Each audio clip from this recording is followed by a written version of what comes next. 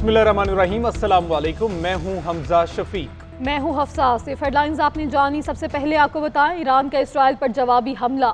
Operation वादे सादिक सोम जारी। Israel के मुख्तलिफ शहरों पर मिसाइलों की बरसात कर दी।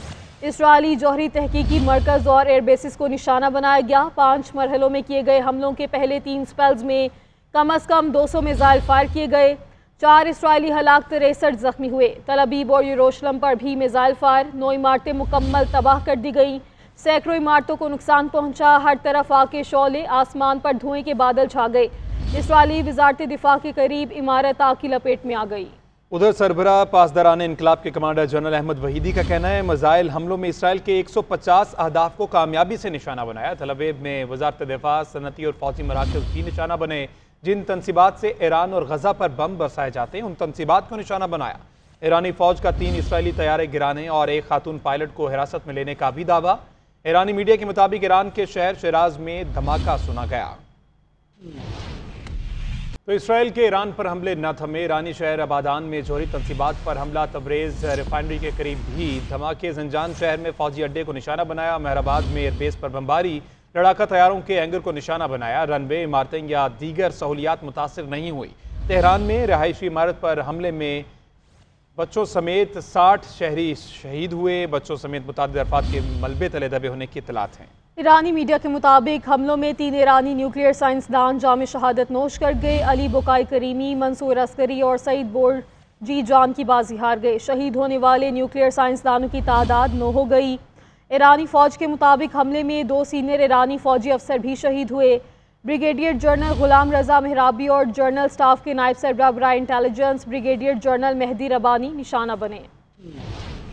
ईरान का इसराइल पर मजीद बड़े पैमाने पर हमला करने का ऐलान। अमरीका, बरतानिया और फ्रांस को बाज़ाब्ता तौर पर आगाह कर दिया। ईरान का इसराइल का दिफा करने वाले मुल्क को भी निशाना बनाने का ऐलान। अमरीका, बरतानिया और फ्रांस को वार्निंग। ईरानी हुकाम ने कहा, इसराइल पर ईरानी हमले रोकने की कोशिश की तो खित्ते में इनके फौजी अड्डों को निशाना बनाया जाएगा। खलीज फारिस और बहीरा अहमर में मौजूद बहरी जहाज़ों और जंगी कश्तियों को भी हदफ बनाएंगे। ईरानी हुकाम का कहना है कि अबनाए हुर्मज़ की बंदिश पर भी संजीदगी से गौर शुरू कर दिया। दूसरी जानिब इसराइल की हिमायत और अफवाहें फैलाने पर ईरान की कार्रवाइयाँ। मुश्तबा ऑनलाइन सरगर्मियों और इसराइल से मुबैना रवाबित पर 19 अफराद गिरफ्तार। इसराइल को मारकर भागने की इजाज़त नहीं देंगे। इसराइल ने जंग शुरू की, तेहरान संगीन नताइज के बगैर नहीं जाने देगा। ईरानी सुप्रीम लीडर खामनाई का एक्स पर वीडियो पैगाम। कहा, इसराइल ने ईरान पर हमले के साथ संगीन गलती का इर्तिकाब किया। अमरीकी सदर का एक बार फिर ईरान को एटमी सलाहियत पर डील का मशवरा। बोले, जिस अगले मरहले की मनसूबाबंदी की जा चुकी है वो इससे भी ज़्यादा शफाक होगा। इससे पहले कि कुछ ना बचे, ईरान की डील लाजमी करार दी गई है। अमरीकी सदर डोनाल्ड ट्रंप और इसराइली वज़ीर-ए-आज़म के दरमियान टेलीफोनिक रब्ता भी हुआ। ईरान की जानिब से जवाबी हमले के बाद की सूरत हाल पर तबादला ख्याल। ट्रंप का सऊदी वली अहद मोहम्मद बिन सलमान को भी फ़ोन। ज़राए के मुताबिक मोहम्मद बिन सलमान ने कहा कि मशरिक़ वस्ता में किसी नई जंग की कोई गुंजाइश नहीं। सऊदी वली अहद मोहम्मद बिन सलमान ने फ्रांसीसी सदर से भी टेलीफोनिक रब्ता किया।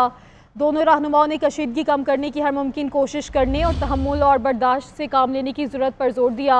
शहजादा मोहम्मद बिन सलमान को इटली की वज़ीर-ए-आज़म जॉर्जिया मेलोनी का भी फ़ोन। ईरान के खिलाफ इसराइली फ़ौजी कार्रवाइयों पर तबादला ख्याल किया गया। दूसरी जानिब वज़ीर ख़ारजा मार्को रूबियो का कहना है, ईरान ने अमरीका को निशाने पर लिया तो नताइज संगीन होंगे। ईरान पर इसराइली हमला दिफा के लिए ज़रूरी है।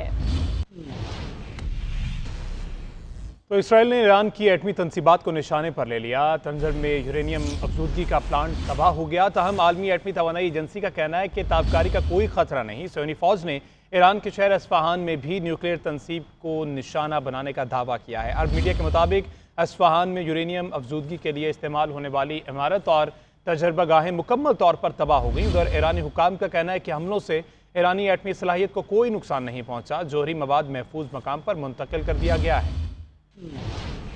सलामती काउंसिल के हंगामी इजलास में इसराइली जारहत की मजम्मत। चीन और रूस का इसराइल से हमले बंद करने का मुतालबा। ईरानी मंदूब ने कहा, इसराइली हमला रियासती दहशतगर्दी और एलानी जंग है। अमरीका ने इसराइल को इंटेलिजेंस ताउन फराहम किया। अमरीका इन जराइम में मुआवनत और इसकी इजाज़त देकर नताइज का मुकम्मल जिम्मेदार है। इसराइली मंदूब का कहना था, ईरान के पास एटम बम बनाने के लिए काफ़ी मवाद है। क्या हम शहाब मिसाइल के तल अबीब में गिरने का इंतज़ार करें? हम अपने शहरियों की बका के लिए खामोश नहीं बैठेंगे। तो इसराइली हमले खित्ते की सलामती के लिए खतरा हैं। पाकिस्तान का सलामती कौंसिल में दो टोक मौक़िफ़। अक़वाम मुत्तहिदा की सलामती कौंसिल में पाकिस्तान के मुस्तकिल मंदूब आसिम इफ्तिखार ने कहा कि पाकिस्तान ईरान पर बिला जवाज़ और गैर कानूनी इसराइली जारहियत की सख्त तरीन अल्फाज में मज़म्मत करता है। इसराइली हमले अक़वाम मुत्तहिदा के चार्टर और बैनुल अक़वामी कानून के बुनियादी उसूलों के मुनाफी हैं। पोप लियो की ईरान और इसराइल से तहम्मुल की अपील कर दी। पोप लियो ने ईरान और इसराइल के दरमियान जारी कशीदगी पर गहरी तशवीश का इजहार करते हुए दोनों ममालिक के हुकाम से अपील की है कि वो होशमंदी और मुकालमे का रास्ता इख्तियार करें। उन्होंने खिताब के दौरान कहा कि हम खित्ते की सूरत हाल को बड़ी फिक्र के साथ देख रहे हैं और तमाम फ़रीक़ैन से तहम्मुल और अमन की राह अपनाने की अपील करते हैं। पोप लियो ने जोर दिया कि फ़ौजी तसादुम की बजाय सफारती हल तलाश करना वक्त की अहम ज़रूरत है। तो इसराइल में तैनात अमरीकी सफ़ीर माइक बगाबी ने कहा है कि रात भर हमलों में 5 बार पनाहगाह में जाना पड़ा। अमरीकी सफ़ीर माइक बगाबी ने कहा कि ईरानी मिसाइल हमलों के बायस जुमे और हफ्ते की दरमियानी रात इंतहाई कशीदा रही। सोशल मीडिया पर अपने बयान में उन्होंने लिखा, रात बहुत सख्त गुजरी, 5 बार पनाहगाह में जाना पड़ा। अब यहाँ शबात है पर पुरसुकून होना चाहिए। शायद ना हो, पूरी कौम को पनाहगाहों की तरफ उनके करीब रहने का हुक्म दिया है।